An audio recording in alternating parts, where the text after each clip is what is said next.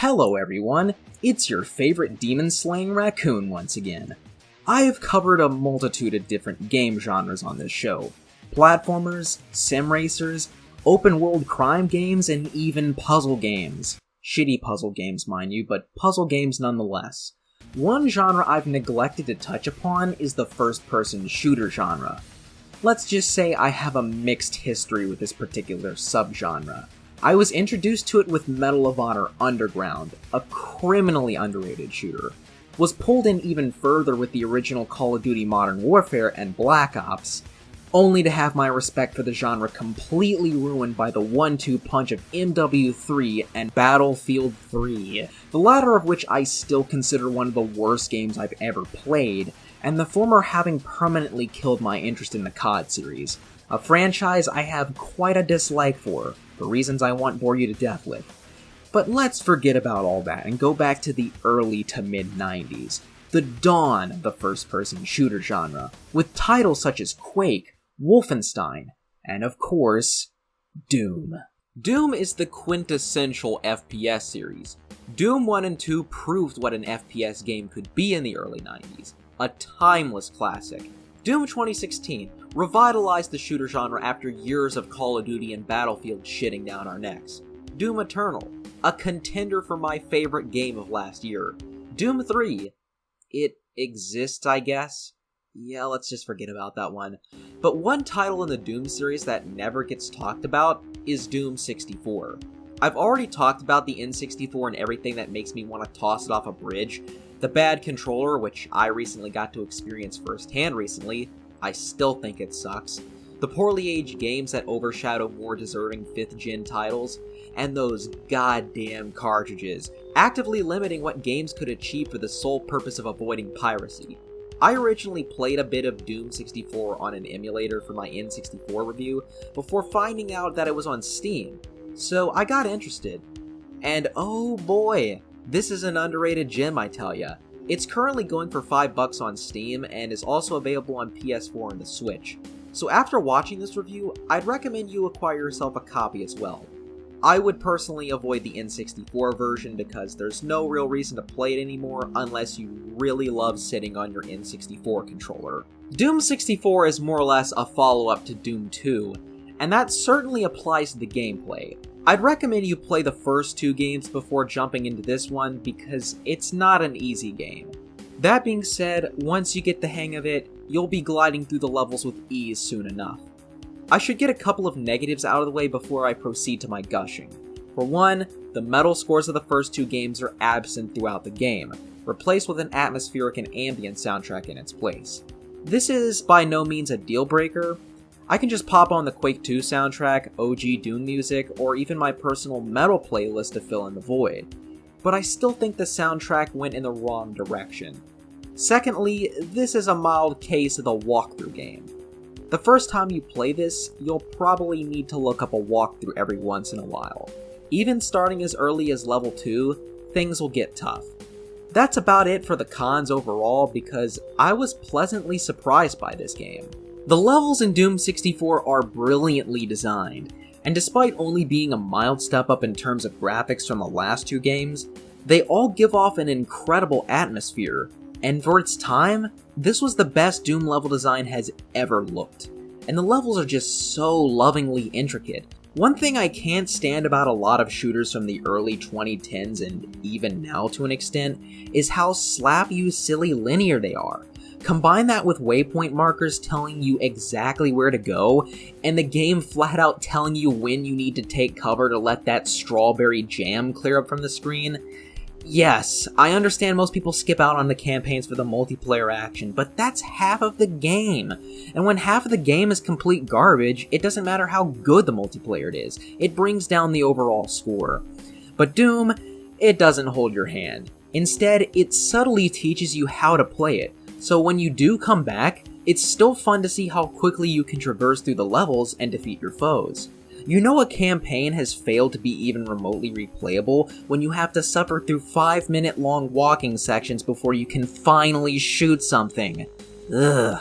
I know it may be unfair to compare modern shooters to OG Doom, but the fact that a game from the mid-90s is far more enjoyable than something from, let's say, 2018 should speak volumes. In general, I think a lot of modern FPS games are quite regressive in their game design, but I'm getting a hold of myself. The gunplay is state-of-the-art. Nothing is more cathartic than blasting a demon's face with a double-barrel shotgun. All of your favorite weapons from the first two games return, including a chainsaw with 2 blades that you can find in the first level. Now that's metal. There weren't very many M-rated N64 games, Conker's Bad Fur Day being one of the very few high-profile ones, but Doom 64 filled in the void of violent N64 games upon release. I can't say how it controls on the N64 because I played it with a PS4 controller during my N64 test play, but suffice to say, it probably isn't comfortable at all. The PC version which I'm reviewing controls like a dream, so any and all stiff controls that might plague the N64 version are absent. There are tons of tense moments where you'll be frantically shooting your chain gun as these flaming skulls chase you down, shooting your rocket launcher at towering Hell Knights. Bringing these demonic bastards down is just so satisfying. Combine that, the creepy level design, and the atmospheric music, and you have a Doom experience like no other. I've said I'm not big on this game's score, but it does give a unique horror vibe that I love to death. Nonetheless, I still prefer to play various metal music over the game instead. I'm sorry folks, but Doom is supposed to be metal regardless of whether or not you're a fan of said music genre. This game should take you around 3 to 8 hours to beat depending on your experience with the game, but it's very replayable. And the same thing can be said about much of the Doom series in general. I can do without a multiplayer mode because coming back again and again to see how well I can just slide through these levels is so damn fun. I'm gonna say it, I think Doom 64 is one of the best games in the entire series. A game that sadly got overlooked due to being on the N64, and most critics just writing it off as just another Doom game. The fact it barely looked any better than the original Doom despite being released in '97 might have something to do with that. Granted, this billboarded 2.5D style has aged way better than GoldenEye and Perfect Dark, but even in the 90s, people were graphic snobs. I wouldn't let those 25-year-old reviews deter you, because I and a cult portion of the Doom fanbase consider this one of the best Doom games of all time. Doom 64 gets a 9 out of 10. Definitely a shooter worth adding in your collection even now. A surprisingly good game given the console it originates from. I was seriously expecting something mediocre, but what I got instead is an overlooked masterpiece that no one should miss out on.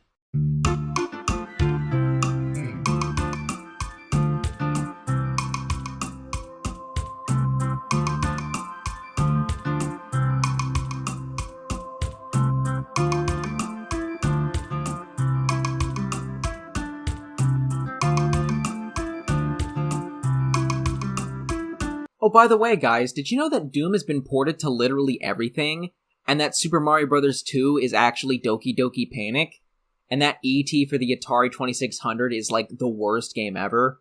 God, I'm so original. IGN should hire me one day. Well, shit. Might as well get into the extras section of this video since it's turning out pretty short. I've shat on the Call of Duty franchise quite a bit in this series, and especially this review, which might give you the impression I hate it just because it's popular, because Slayer is a hipster who hates all that is popular. First of all, stop using the term hipster because that's nothing more than a buzzword used against anyone who happens to be a nonconformist. And secondly, go play MW3, go play Ghosts, or Advanced Warfare, or even fucking Battlefield 3 because that's basically just a COD game when it comes to the single-player experience. Actually sit through the campaigns for a bit and you might see why COD used to get a lot of hate. Granted, I think the hate was somewhat overblown, and even I have to admit that games such as Black Ops 1 and 2 are still fairly decent games. But the series is so guilty of anti-intellectual game design unnecessary for a linear campaign that it's just baffling. Why can't I skip these walking sections? Why must the game treat me like a child? I'd be fine with the games being linear if they would just admit it and stop it with the hand-holding. But I think that's enough COD bashing for today. I really don't like bringing up this series because that's been done to death and is low-hanging fruit. But I still think shit such as MW3 and Battlefield 3 are textbook examples of how not to make a single-player shooter experience. You know, I'd like to see thrash metal return to the Doom franchise. I'm not trying to knock against Mick Gordon, and I do love his material in Doom 2016 and Eternal, but it would be cool to hear an actual guitar solo in there. In general, I'd personally like to hear a less electronic style of metal in whatever Doom title comes next. Get some speed and thrash metal, or even death metal in there. Or hell, get doom metal in there as well, just for the pun. Or hell, mix all that in with the electro-industrial sound. Industrial metal can have shredding solos in it, and there are even other games that pull that off. So here's hoping that the next Doom game will have the best score in the entire series.